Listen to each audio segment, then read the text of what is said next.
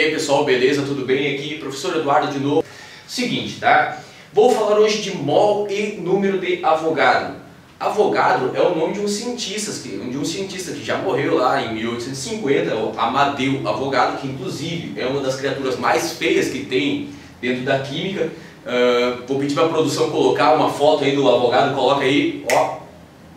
Não, esse aí não, esse aí é feio também, mas é outro. Tá vendo aí?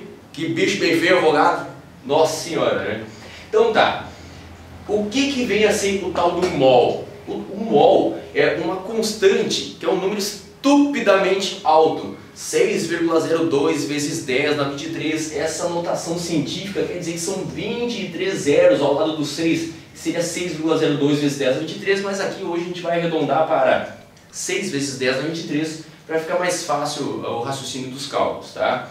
Então assim, ó, só a título de curiosidade, tá? Esse número vezes 10 na 23, ele está na casa dos octilhões.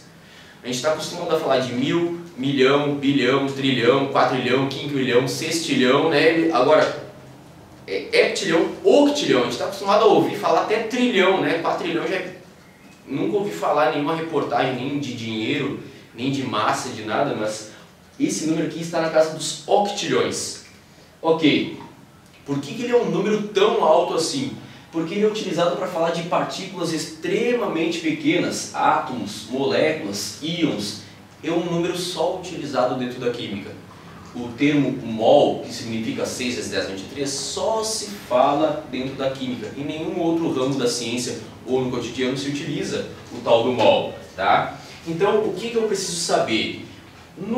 Em um mol corresponde, ou melhor, em um mol tem sempre o mesmo número de unidades, que é 6 vezes 10 a 23. E esse número ele acaba se assemelhando bastante com a dúzia.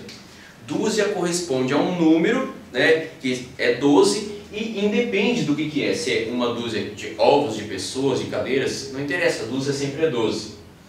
Tudo bem, assim como dúzia sempre é 12, um mol sempre é 6 vezes 10 a 23. Mas aí, dentro da estequiometria, a gente correlaciona muito o mol com a massa. É falado de massa molar.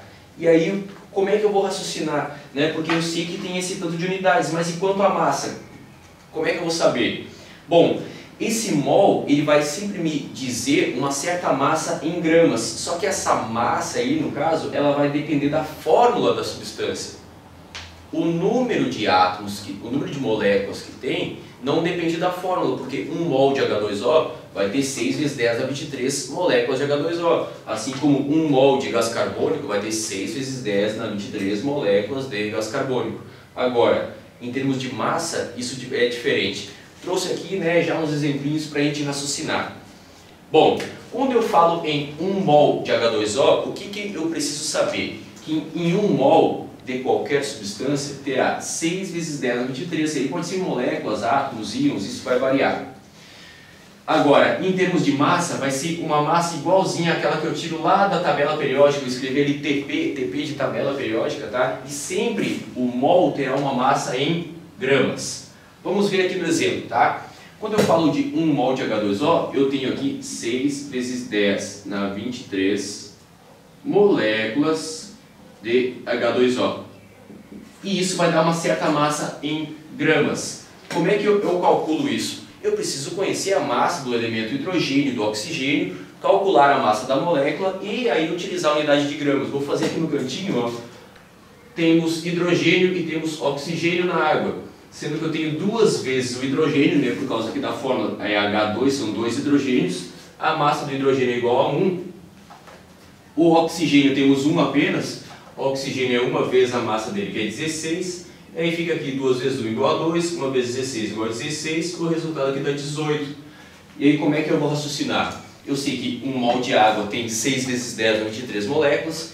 E a massa que corresponde a esse mol é exatamente a massa da tabela periódica em gramas. Bem fácil.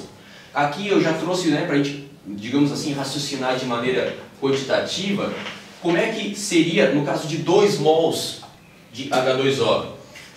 Se eu falo de 2 mols, vai ter o dobro de moléculas. Dobrar esse número corresponde a apenas dobrar o 6, não vamos dobrar ali a notação científica, não vai passar para vezes 10 na 46, não pode. Então aqui ficaria 12 vezes 10 na 23 moléculas de H2O. E em termos de massa, se 1 mol de H2O tem 18 gramas, 2 mols de H2O terá então, corresponderá a 36 gramas. E assim vai, 3 mols daria 54, 4 mols vai 72 e assim vai embora. Vamos pensar em termos de ferro, por exemplo. Se eu falo de 5 mols de ferro, quantos átomos de ferro será que tem aí? Porque agora eu não vou falar em moléculas de ferro, são átomos de ferro. O que eu vou pensar? Bom, se em 1 mol tem 6 vezes 10 na 23, em 5 mols vai ter 5 vezes aquele valor. Então seria 5 vezes 3, 30 vezes 10 na 23 átomos de ferro. A que massa vai corresponder a isso? Vamos pensar o seguinte. Quando eu olho lá na tabela periódica, o elemento químico ferro, a massa dele aparece como 56. Tá? Esse 56 que aparece lá na tabela periódica seria 56 unidades de massa atômica e aí corresponde a apenas um átomo de ferro. Quando eu estou falando de mols, quando eu chego a falar de mols, é porque tem muitos átomos reunidos e a massa já é algo macro, né? Já está em gramas. Então, 1 mol de ferro teria 56 gramas de ferro, seria 56 gramas. Estou falando de 5 mols, então é 5 vezes esse valor. 5 vezes 56, 5 vezes 50 dá 250, 5 vezes 6, 30, dá 280 gramas de ferro. Uma amostra de 280 gramas de ferro corresponde a 5 mols de ferro. O que está escrito aqui? É 0,5, é meio mol de ferro.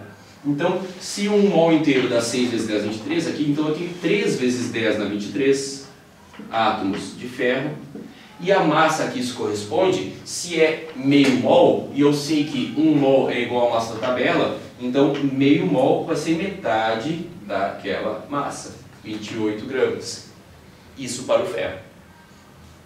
Aí agora aqui eu trouxe uma outra maneira de raciocinar. Se eu falei 400 gramas de NaOH,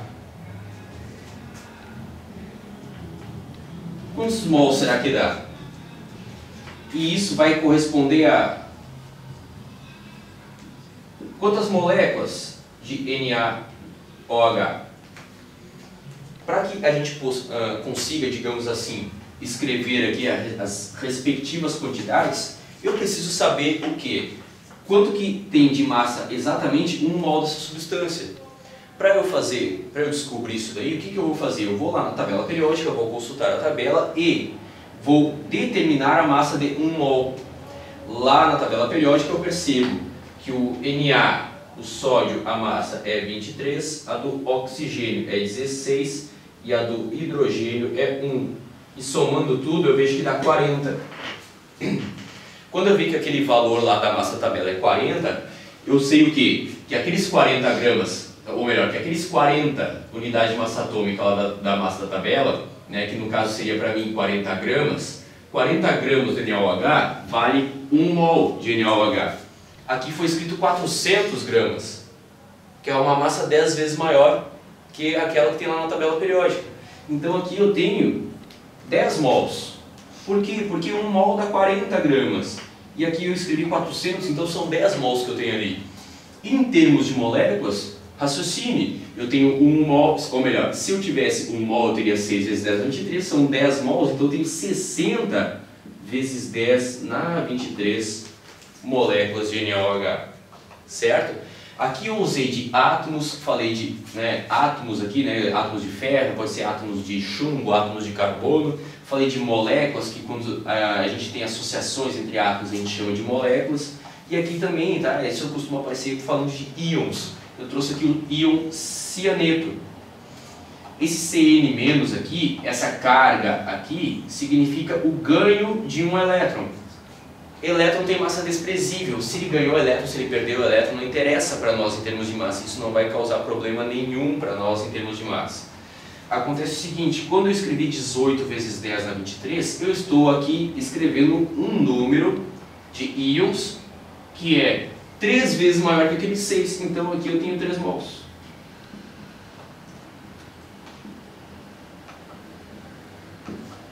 tenho 3 mols de íons CN-, que é o íon cianeto. E qual é a massa disso tudo aí? Bom, eu vou calcular a massa do íon cianeto e vou multiplicar por 3, porque a cada vez que eu tenho a massa da tabela eu tenho 1 mol, se eu tenho 3 mols, então vai ser 3 vezes a massa da tabela. A massa do carbono é 12, a massa do N, do nitrogênio, é 14, somando os dois, aqui dá 26 gramas, isso daqui seria a massa de 1 mol. Como eu tenho aqui 3 mols, tem que fazer 3 vezes 26, 3 vezes 20 são 60, 3 vezes 6, 18, então aqui daria 78 gramas de CN-. Certo? Então eu trouxe aqui nessa aula a relação que tem massa, número de moléculas e número de mols. Certo? Espero que tenha sido aí elucidativo para ti, que tu tenha aprendido bastante. E até a próxima, daí a próxima aula, na sequência eu vou falar de volume molar, beleza? Grande abraço e até a próxima. Falou!